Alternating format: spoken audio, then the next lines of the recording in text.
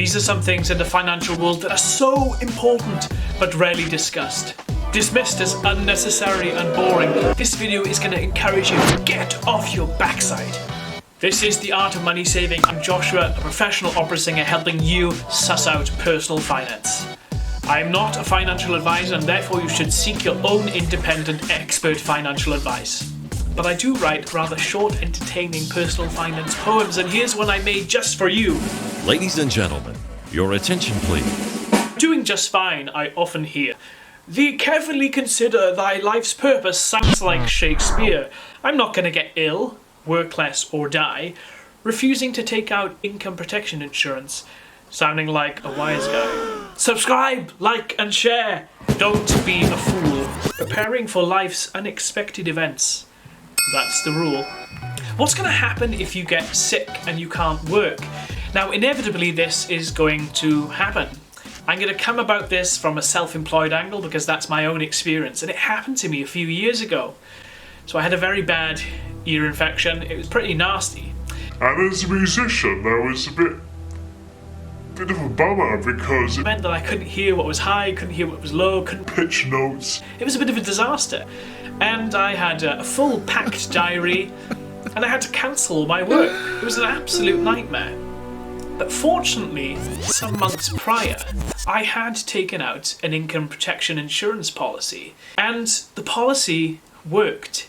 It paid out. And it meant in this time of uncertainty, where I had to cancel all those jobs, I still had the certainty of income coming in. If you are the breadwinner in your family, if you are completely reliant on your income and you're thinking about it in a way that that'll just happen forever and ever and ever and you'll just continue working until you're 85 or whatever, it's not going to happen, is it? There's going to be times where you need to take time off work. Now granted, that's a little bit different when you're not self-employed, but the same principle applies. Say you get a horrible illness like cancer or a heart attack or something and you have to take a year off. Are you still going to be able to go back to your job? Who knows? The way my policy works is it'll pay out 1 week after getting ill. So if I do have a horrible illness in my throat or another ear infection that means I can't do my job and I have to cancel lots of work, then I go to the doctors, I get that sick note and then say, look, I can't work. When I speak to a lot of folks in the personal finance community, we were always talking about saving money, bargains, investing. But insurance isn't something that's particularly fun to talk about, is it? And you'll notice that in the description of this video, I didn't put the word insurance in it. And I had an experience of this in my podcast. So I did an episode about insurance, talking about income protection. And it is the worst performing podcast of my entire series. And the reason that is because people think that they hear the word insurance and then they think, well, that's a snooze fest. I'm gone. What are you going to do if you get ill? You can think about FIRE as much as you want and think about paying that £500 into your portfolio, but if you can't work, how are you going to do it? And we all take that for granted. Yes, when you're young and healthy and you think nothing can go wrong, but health can be snatched away in a moment.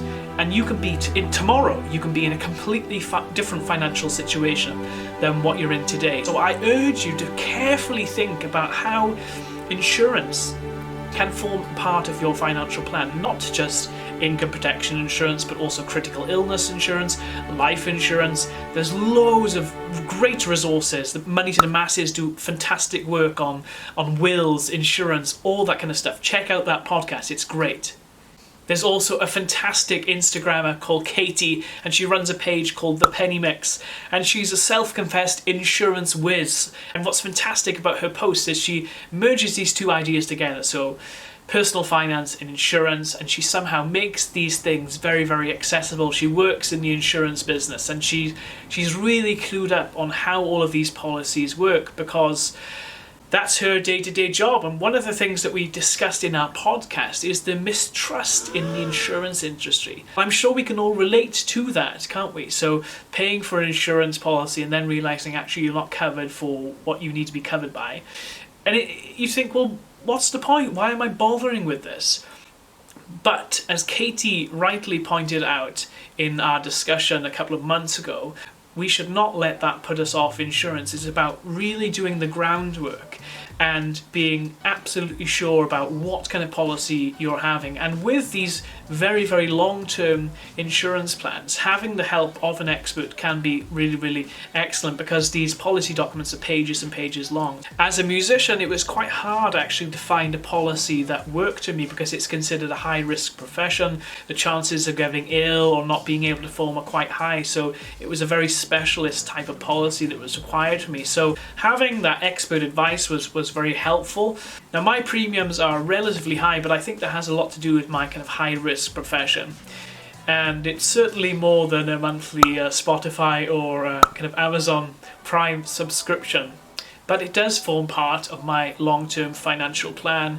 And the great news about actually starting it in your earlier days is it does mean it's cheaper over the long term. So if you wait until you're in your 40s and you think, oh gosh, you know, my health's not as good these days, so I need to make sure that I need that income protection insurance, the premiums naturally will be higher. So I locked in a couple of years ago, and I know exactly the amount of premiums that I will be paying up until I'm 55. So the policy is watertight, it's ready to go, and there's a lot of clarity about that. For example, who would have thought that this horrible illness would be sweeping through the land and affecting so many people's lives? But if I were to get this horrible disease and it to have negative effects on my lungs or being able to breathe, and to listen to those stories of people who have had a relative die or got seriously ill and they are in financial dire straits, it's absolutely catastrophic. They can't pay the mortgage, they can't pay the bills, and it just hits them like a train.